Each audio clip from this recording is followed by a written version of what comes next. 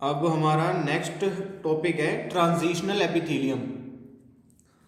तो transitional epithelium, अब इससे पहले की जो वीडियोस हैं उनको आप मेरे चैनल K11 स्टडीज पर जाकर देख सकते हैं, क्योंकि ट्रांजिशनल एपिथेलियम एक कंपाउंड एपिथेलियम है। Epithelial tissue is one of the 4 animal tissues present in any animal. कौन कौन सी? Epithelial tissue, connective tissue, muscular tissue और नर्वस टिश्यू। ये 4 टिश्यूज प्रेजेंट होती हैं किसी भी ह्यूमन में या किसी भी एनिमल में, तो जो मैमल्स हैं खासकर। तो एपिथेलियल टिश्यू की हमने बात करी थी, तो 2 तरह की होती हैं, सिंपल और कंपाउंड। प्रीवियस वीडियोस में सब कुछ है आपके लिए। ट्रांजिशनल एपिथेलियम की हम बात करते हैं इस वीडियो में।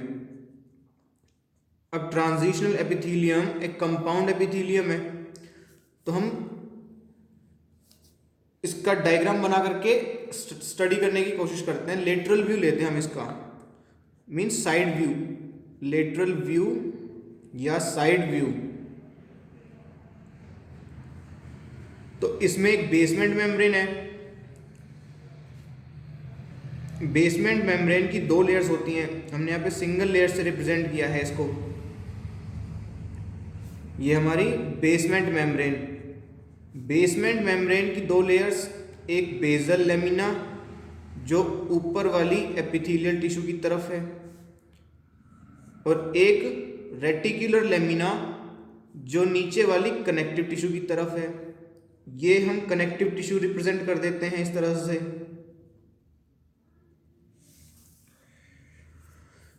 ऊपर बनाते हैं हम एपिथेलियल टिश्यू जो कि मल्टी लेयर्ड है, तभी तो एक कंपाउंड एपिथेलियम है, ट्रांजिशनल एपिथेलियम है। इसमें 3 तरह की लेयर्स होंगी।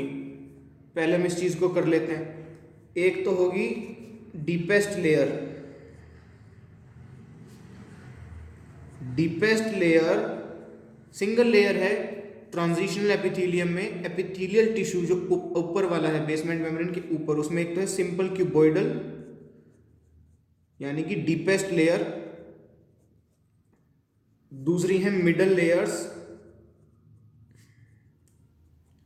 इसमें मैं एस लगा रहा हूं क्योंकि ये कई सारी लेयर्स हैं। ये है पॉलीगोनल सेल्स की। थर्ड टाइप है टॉपमोस्ट लेयर।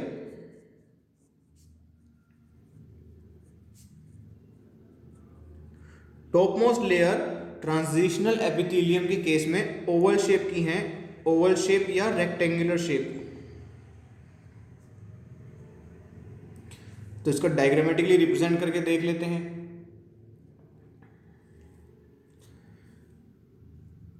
बॉटम लेयर यानी डीपेस्ट लेयर सिंपल क्यूबॉइडल है। ये एक सिंपल क्यूबॉइडल, ये न्यूक्लियस हर सेल का, ये साइटोप्लाज्म। अब देखो इसके ऊपर वाली जो लेयर्स हैं, means middle layers polygonal cells की, वो इसको आप ऐसे बना दोगे। इनमें भी न्यूक्लियस प्रेजेंट है, साइटोप्लाज्म। बाकियों का नहीं बना रहा मैं अब। ये इस तरह से पॉलीगोनल सेल्स बना दी हमने, क्योंकि बीच की लेयर है ना, ये चपटी सी हो जाती हैं कुछ, तो इनकी कोई पर्टिकुलर शेप नहीं है, अलग अलग शेप मिलेगी इसकी, क्योंकि ये अपनी लेफ्ट और राइट वाली सेल से भी पिचकी हुई हैं, ऊपर और नीचे वाली सेल से भी पिचकी हुई हैं। अब टॉपमोस्ट लेयर की बात करते हैं। ये तो हो गई डीपेस्ट लेयर, ये हो गई मिडल लेयर। अब बात करते हैं टॉप लेयर की। टॉप लेयर है रेक्टेंगुलर और ओवल शेप्ड सेल्स की। आपको इनको कोलमनार नहीं बोल सकते आप,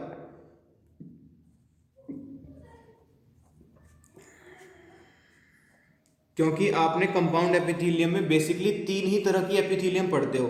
एक स्ट्रेटिफाइड, मेनली तो कंपाउंड एपिथेलियम 2 तरह से डिवाइड होती है, स्ट्रेटिफाइड और ट्रांजिशनल।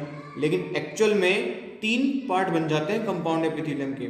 क्योंकि एक होती है स्ट्रेटिफाइड क्यूबॉइडल, एक होती है स्ट्रेटिफाइड स्क्वेमस और एक होती है ये ट्रांजिशनल एपिथेलियम। इन तीनों में देखो मैं आपको लिख के भी बता देता हूँ। कंपाउंड एपिथेलियम में बेसिकली तीन ही बनी, कौन सी? स्ट्रेटिफाइड क्यूबॉइडल, स्ट्रेटिफाइड स्क्वेमस और ट्रांजिशनल एपिथेलियम।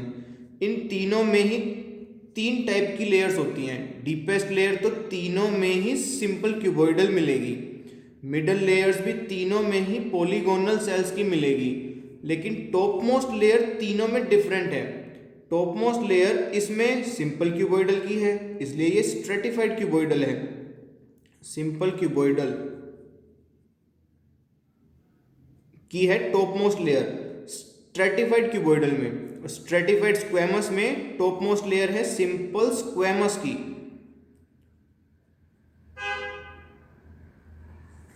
इसलिए स्ट्रेटिफाइड स्क्वेमस हो गई। मिडल लेयर्स पॉलीगोनल सेल्स की, डीपेस्ट लेयर यानी बॉटम लेयर क्यूबॉइडल सेल्स की, बट टॉप मोस्ट लेयर में डिफरेंस है। सिंपल क्यूबॉइडल है तो स्ट्रेटिफाइड क्यूबॉइडल, सिंपल स्क्वेमस है तो वो स्ट्रेटिफाइड स्क्वेमस। अब ट्रांजिशनल एपिथेलियम में भी बॉटम लेयर सिंपल क्यूबॉइडल की, मिडल लेयर्स पॉलीगोनल सेल्स की और टॉप मोस्ट लेयर है ओवल शेप सेल की। तो इसको सिंपल कोलुमनार नहीं बोल सकते, ओवल या रेक्टेंगुलर शेप की सेल्स बोलते हैं। ये डिफरेंस है बेसिक। तो ये आपकी हो गई ट्रांजिशनल एपिथेलियम। इसका एग्जाम्पल कर लेते हैं। एग्जाम्पल है इसका urinary bladder. Urinary bladder stretch हो सकता है, तो ट्रांजिशनल एपिथेलियम स्ट्रेचेबल होती है, इसीलिए इसको प्लास्टिक एपिथेलियम भी बोलते हैं।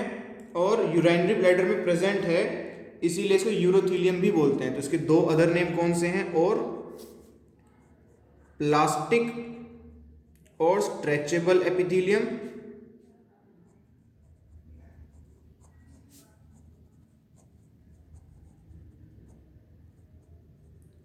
और तीसरा नेम यूरोथेलियम।